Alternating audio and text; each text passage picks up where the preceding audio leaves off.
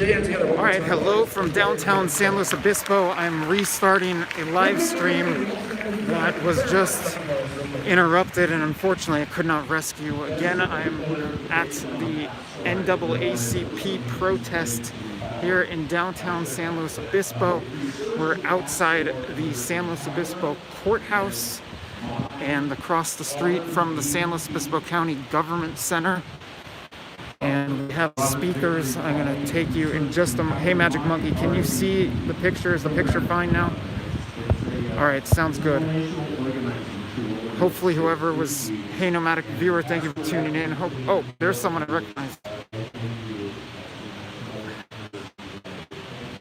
Okay, thanks for the heads up. Hey, Zach, thanks. How you doing? Good. All right, coming up right now. What?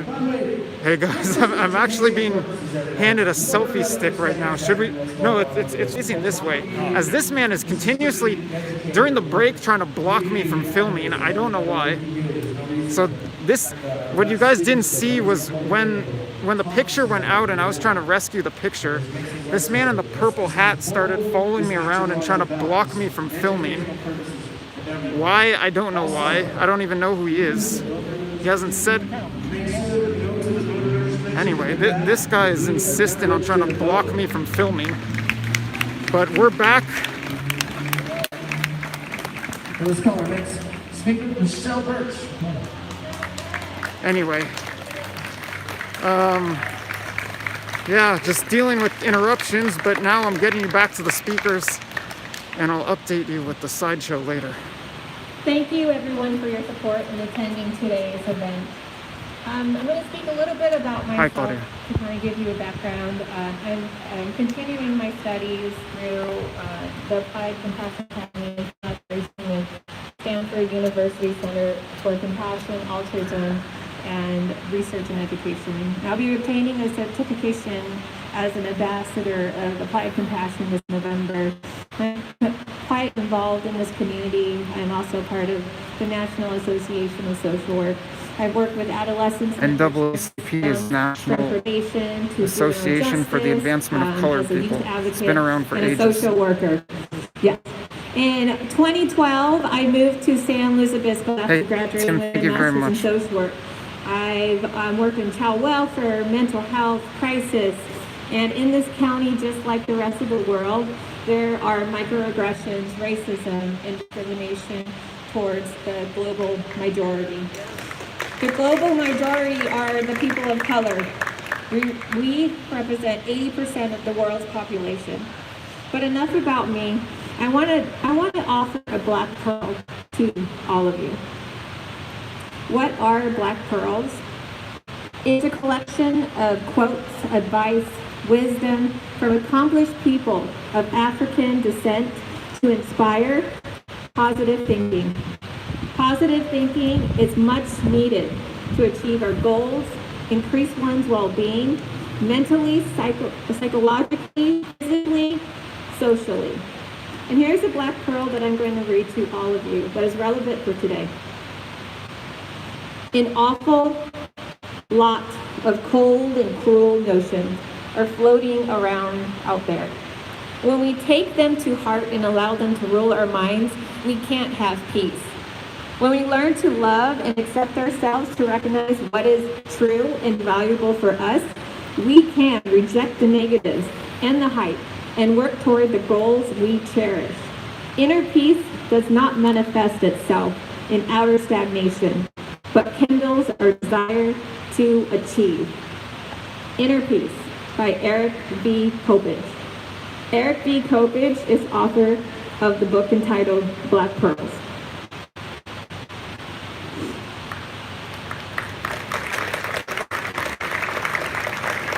Through humility, we can hold space for opposites. We can hold space for the positive and the negative. We can hold space for inner peace as well as our own internal and external sufferings. We can hold space for, like I said, our opposites.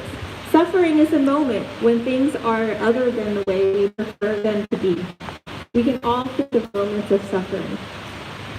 Research suggests there are two ways to respond to suffering. One way to respond to suffering is empathetic distress. referred to personal distress. This distress is accompanied by the desire to isolate, to withdraw from a situation in order to protect oneself from excess negative feelings. Chronic empathetic distress most likely gives rise to negative health outcomes and perhaps even negative social implications. Secondly, we respond to suffering with compassion. Compassion literally means to be with suffering. Compassion is accompanied by the motivation to help. I'm a believer. Our compassion has led us here to this event today. In order to train social emotions like compassion, research has used wisdom and meditation to foster positive feelings of love and kindness. If mindful and heartful meditation boosts compassion, perhaps black voices and black pearls can foster positive emotions, increase psychosocial well-being, and cultivate self-compassion and inner peace for African Americans and blacks.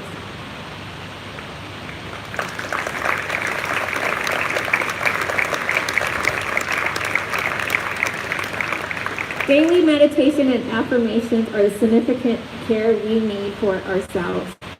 Be aware of your own personal distress. Lean into it. Lean into your suffering. Hold space for the negative.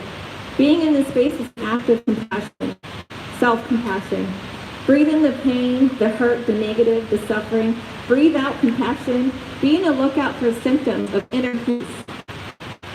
Breathe in fears, judgments, conflicts, worries. Breathe out love, joy, appreciation, feelings of connectedness with others in nature, and smile. Be on a lookout for symptoms of inner peace. And on this day, awaken self-compassion and inner peace to kindle your drive to achieve. Whether it's promoting healthcare for all or diminishing poverty, building a safe community, or stopping police brutality, be aware of your own personal distress. Lean into your sufferings. Hold space for the negative. Being in this space is an act of compassion, self-compassion.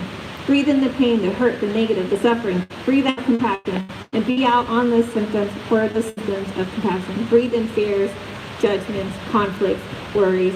Breathe out love, joy, appreciation, feelings of connectedness with others and nature, and smile. Be on the lookout for these symptoms of inner peace. And on this day, awaken self-compassion and inner peace to kindle your own drive to achieve.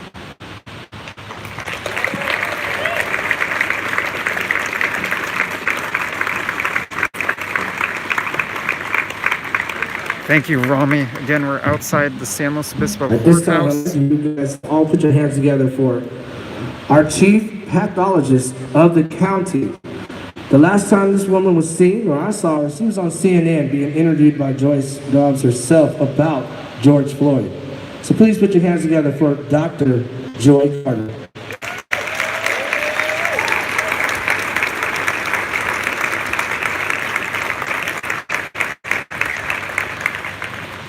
Thank you so much.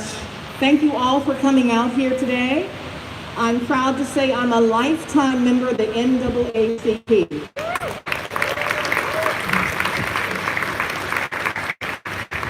Yeah, we're back. Thanks for joining I us. want to make it clear that my thoughts and my words are my own. I do not represent or speak for any elected official, political group, or special interest. I believe she works for the San Luis Obispo County Sheriff's Office. I'm not positive, but I believe so. Not conjecture. I speak as a black woman in America. I speak as a black health professional who sees every nature of human being. Nobody gets out of life alive. Greatest total diversity is death. But we can have ways to decrease that number. I speak as a medical doctor who sees people that cannot afford insulin when they have diabetes. People that cannot afford their medication for chronic disabilities.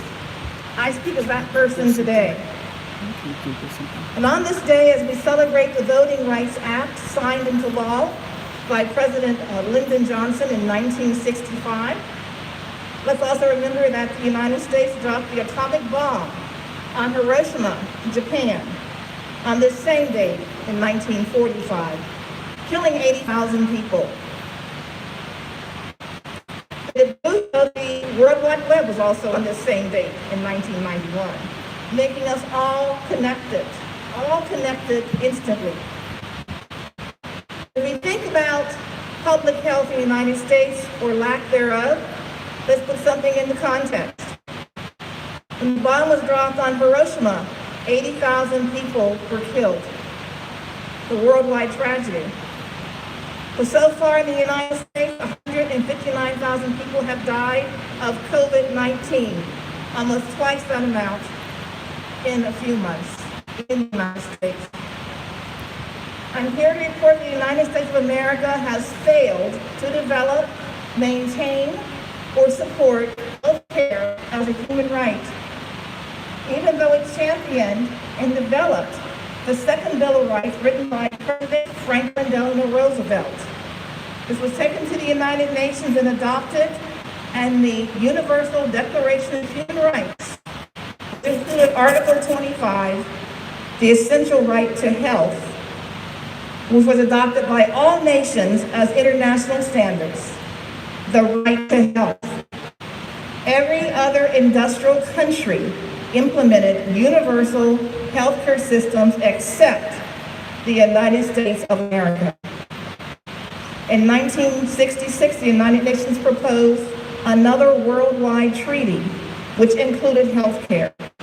The Covenant on Economic, Social, Cultural, and the Rights, which clarified in Article 12 the right of everyone to the enjoyment of the highest attainable standard of physical and mental health.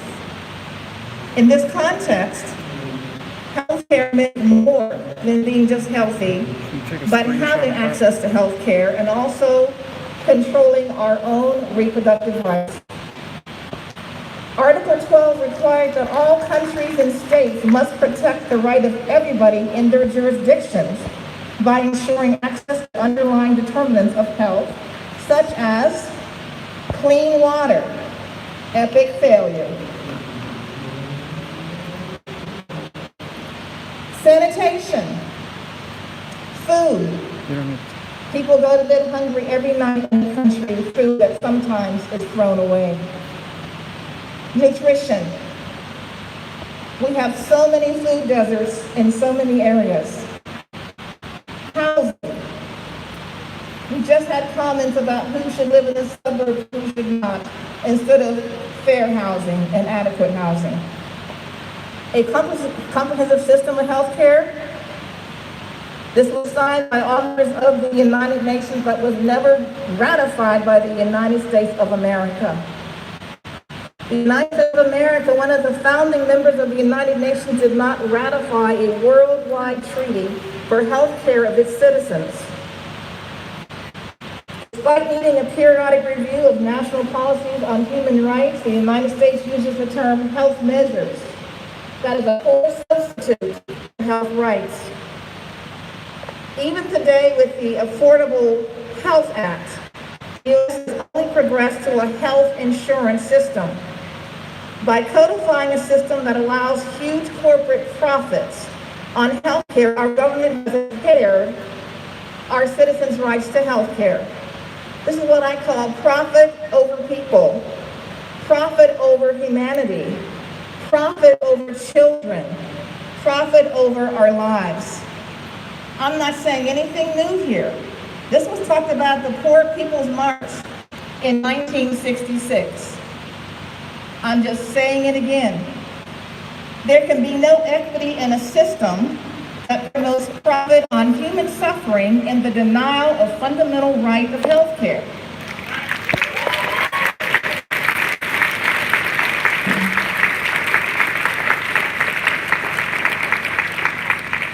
Insurance companies make money when they do not have to pay out claims.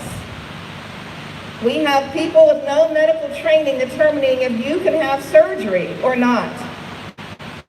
What we have in the United States is a non-healthcare system. People need access to healthcare and healthcare providers, not access to an insurance company. The public has a right to health accessible health care, and we must claim that right.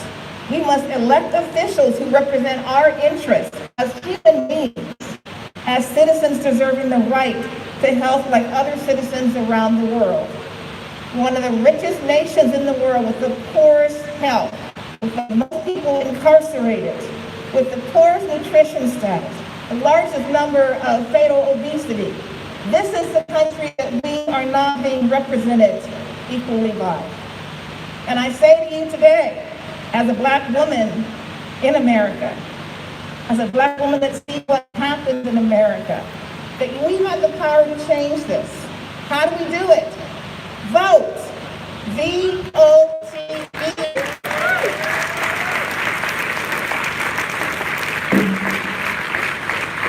We have to remind the elected officials that we hire them. You're welcome, Brian. And if we don't do our jobs, we get fired. They don't do their jobs, fire them. Vote. Cause some good trouble.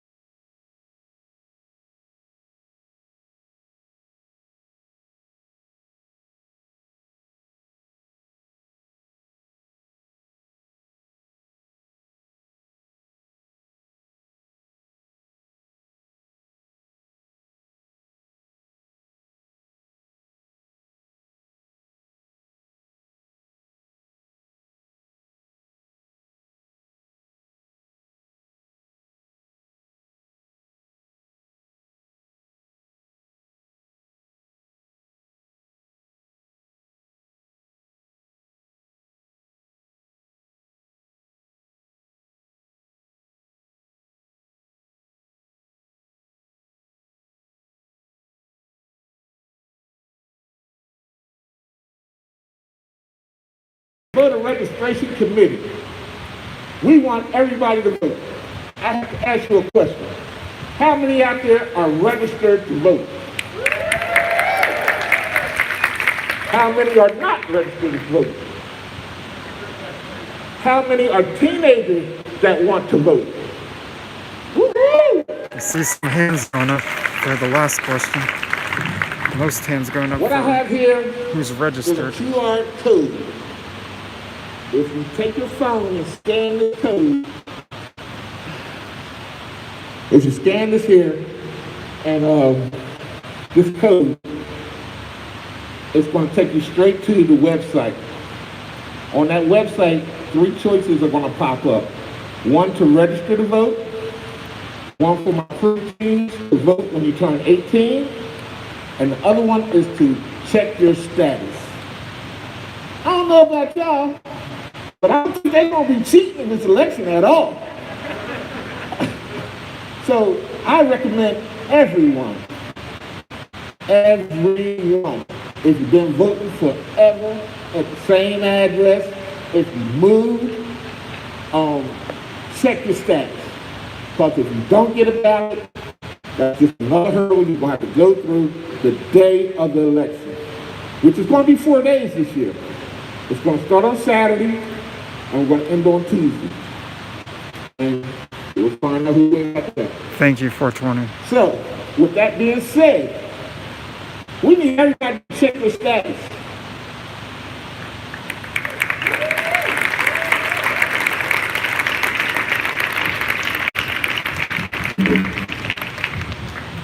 Good trouble, necessary trouble. My dear friends, your vote is precious, almost sacred. It is the most powerful nonviolent tool we have created to create a more perfect union. John Lewis.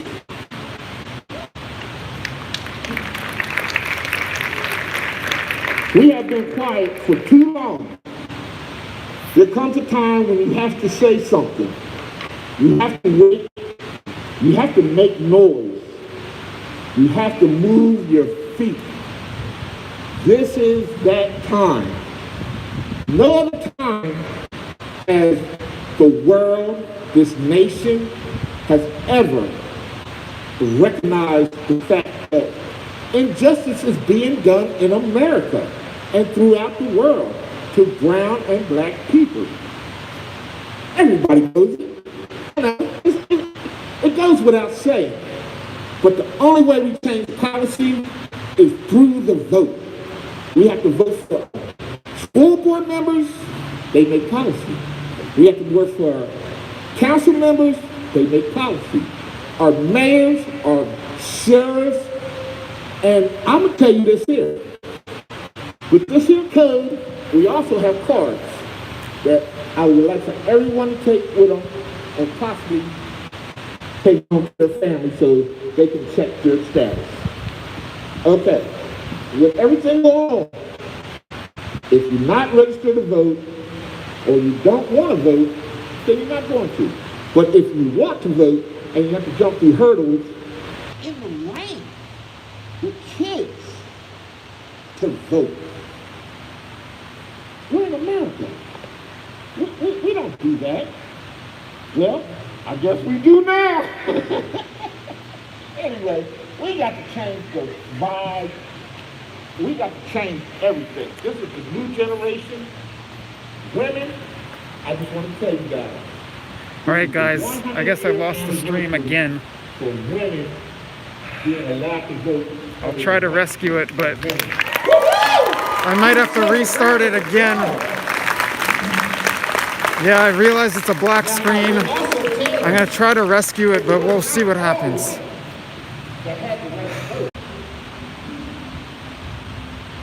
All right, is the picture back? Is the picture back or is it still black? Is the picture black or is the picture back or not? Still black? All right, same thing all over again. I'm gonna restart the stream and I'll make it the same title. I'll be back live in about 2 minutes.